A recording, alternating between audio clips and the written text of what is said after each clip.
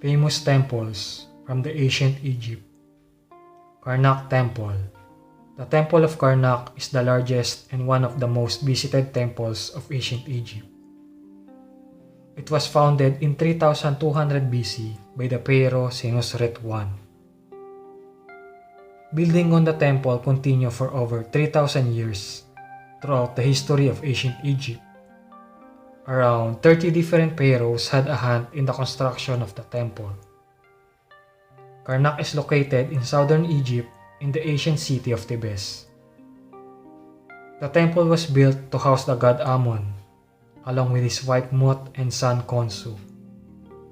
The most famous section of Karnak is the Hypostyle Hall. The hall is 50,000 square feet filled with 134 huge stone columns that are 70 feet tall. The hall was built by Pharaoh Seti I around 1290 BC. Luxor Temple.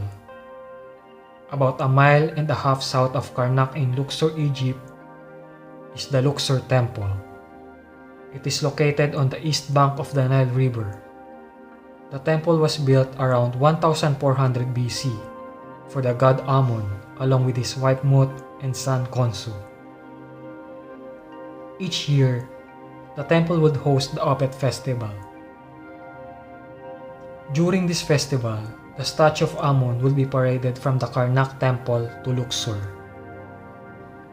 The Luxor Temple is known for its large statues of the Pharaoh Ramesses II and an 80-foot tall red granite obelisk at Luxor, but one now resides in Paris, France.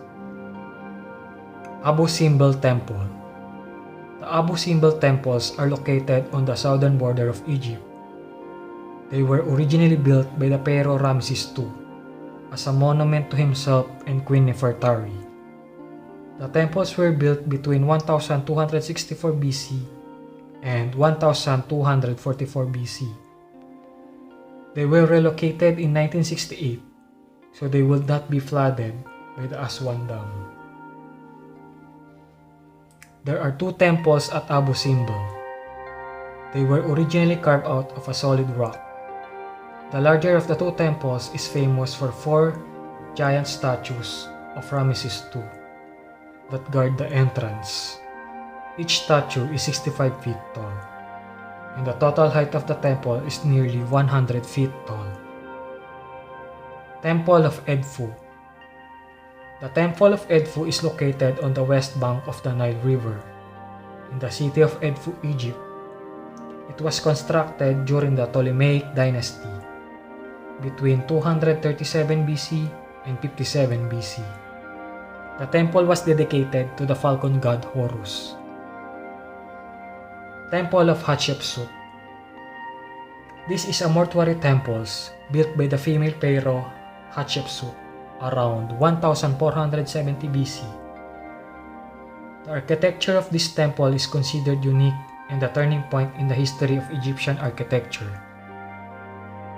The temple was dedicated to the sun god Amun-Ra. It is located to the northeast of the city of Luxor, Egypt, near the Valley of the Kings. Temples of Philae. The temples of Philae are built on an island in the Nile River.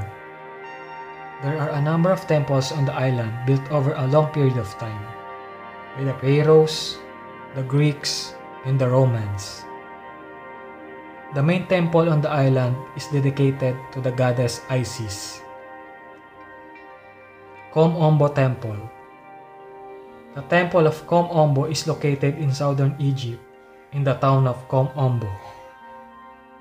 It was built during the Ptolemaic dynasty between 180 BC and 47 BC.